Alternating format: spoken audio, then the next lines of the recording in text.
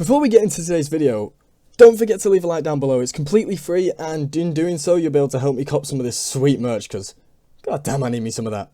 Anyway, let's get straight in. So, first of all, I do want to say, please do not send hate, do not witch hunt, do not go in on this man. That is not what I condone. I honestly just want a nice, wholesome community where we can just murder NPCs for fun. Now, that being said, this is a topic that is quite controversial in the Blade and Sorcery community. I know this man has a lot of fans, and I'm here to show you why a lot of them really need to maybe reconsider what's going on. And I don't want people falling into this trap that he has laid. It's not fair. It is completely wrong, and he's been doing things for a while under the radar that really need to be spoken about, as it's just not how a modder should operate, really. I think it's not fair to the community to do this. He undervalues people, and it's just not right. And he exploits completely his fan base, which is just wrong, in my opinion. They made him, and he's exploiting them. So, this modder is Paywalled. Now, if you don't know who Paywalled is, quick rundown. He is the most downloaded modder in Blade and Sorcery history. You might know him from mods like Dismemberment and Trials of the Shinobi and mods like that. Now, he makes some very simple mods, a few complex mods, mostly very simple. There isn't really anything that is too complex in his lineup of mods, really, I would say. But nonetheless, a lot of his mods are widely used, so I understand a lot of people will be surprised to hear some of this. So, why is this man controversial? Well, speaking of his main mod, Trials of the Shinobi, you may have seen that that isn't on Nexus anymore if you follow Naruto mods like that and you like that kind of stuff. Well, that's because that mod is now completely paywalled.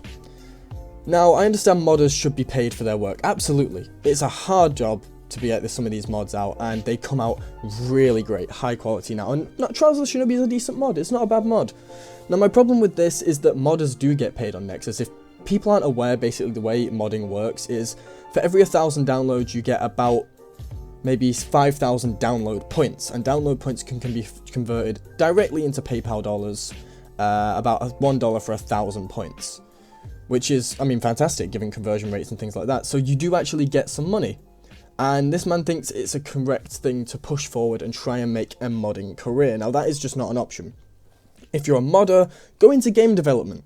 That is a fantastic way to pursue your career in that direction. But modding is just not it, and in doing so and pursuing this, he's turned to exploiting fans that I do not approve of, and a lot of the modders in the modding community do not approve of it. So, let's get into the main issue. So, as you can see here, these are his subscription tiers for his Patreon. And the first few seem fairly reasonable, you know, even the higher ones seem reasonable. But as you get down here, that's where things get a little crazy. There is a subscription tier for $900. Now, as far as I can tell, one of the best things you can get from the $900 is a personal thank you. Now, personally, I don't value a personal thank you at $900, but if you do, fair enough. I mean, do what you want to do, but I think it's just blatantly ridiculous, first of all. Now, he also offers one-on-one coaching for modding and that kind of stuff, and mod commissions, which, fair enough, cool. But I haven't heard good feedback from some of this stuff. People have told me it's he's never on time for it, it's late, it's never running well, all that kind of stuff. And I just think if you're gonna ask that kind of money, you've really gotta push and do your job. It's a full-time job at that point. You've gotta work for it. But anyway, that isn't the main issue. That isn't the main issue with the mod. The main issue is this paywalled mod, Trials of the Shinobi, which never used to be paywalled, bear in mind. Now, yes, you subscribe, you download, and it works. Great, you have the mod. Now, what happens when you can no longer afford to support the mod? Well, you've put in 3 months and you've paid about $30 for that mod. That's a fair price, I think. Now, the issue lies that his mod actually, if you stop subscribing to the Patreon, will not only break your mod and stop it working, but it actually breaks your game. Now, not everyone has had this happen, but most people, I've got messages on screen right here, you can see it's actually stopped their game from functioning. Now, I'm not 100% sure, I could be wrong, but I think that might be pretty illegal to stop someone's personal property that they have paid for to stop working. I can understand stopping the mod working, which I still think is wrong, because it's exploiting your fan base to keep them paying for a mod. If you want that mod for a year, it's going to be $115 or something. That's ridiculous. But even bearing that in mind, breaking someone's personal property like the actual base game they paid for is insane. Now, a few modders have worked on cracking this and stopping this from happening. There are systems that can break his firewall, I guess you could call it, but if I manage to find those, I'll put those in the description for you guys. If you have suffered from this, I do not want people going through that. It is wrong and I do not support it, and I really do not encourage you to purchase this mod. If you want a Naruto mod, wait for a modder to make one. There are modders making Naruto mods. He has asked modders, as you can see here, not to make Naruto mods because he's already made them and trying to be nice about it, but he's not. He's arrogant with it. And I think it's wrong. I think it's unfair to other modders. As a modder, you should be able to create whatever you like. It's a creative canvas for you to do what you want with the game, and you should be able to do whatever you like. I think that is a fair point. And I don't think you should be able to tell people, you shouldn't make this because I've already made it. He wants to own the market on that so he can keep people sub to his Patreon, so he can exploit his viewers. He has over almost 400 patrons. He is making a full-time living off of exploiting his fan base, who think it's a good practice until they unsubscribe and realize they can no longer use that mod. It is insane. And that's only the tip of the iceberg, ladies and gentlemen. Let's get onto the alt accounts. So, this is something people might not be aware of, but there was a modder that popped up around mid last year called Star Stripper.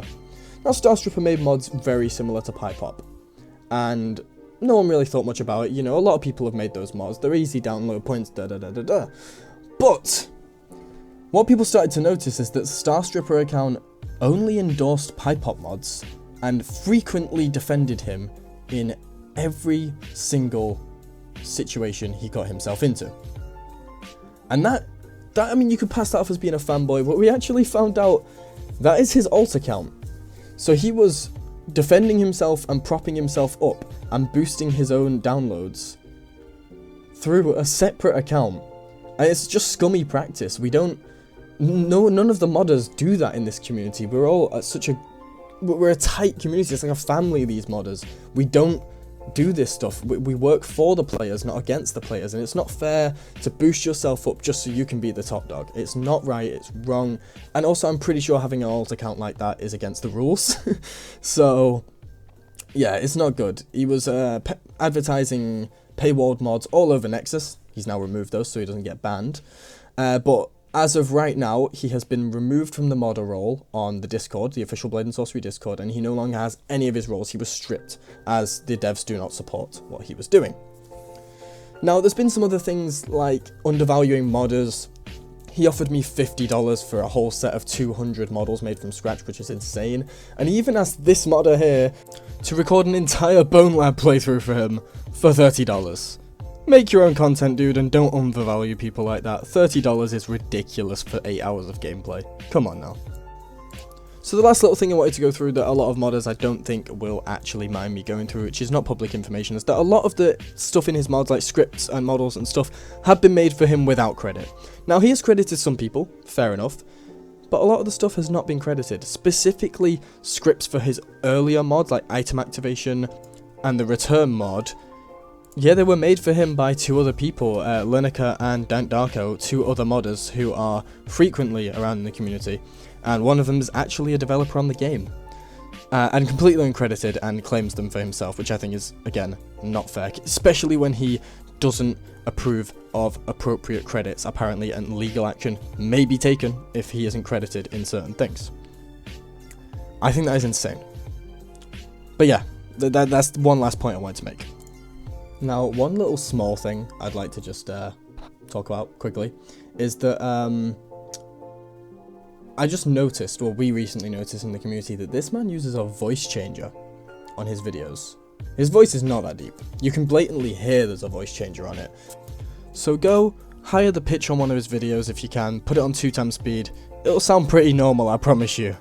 But anyway, guys, that's about it. Again, I just want to say, please do not go and witch hunt this man. Please do not go and spread hate. I do not condone. I'm doing this video purely to spread awareness of a serious issue in the modding community that I really don't want more people plagued by. And honestly, that's about it. Thank you guys for watching. If you enjoyed, don't forget to leave a like, comment, subscribe, ring that bell and all that good stuff. And I will see you guys in the next video. In a bit.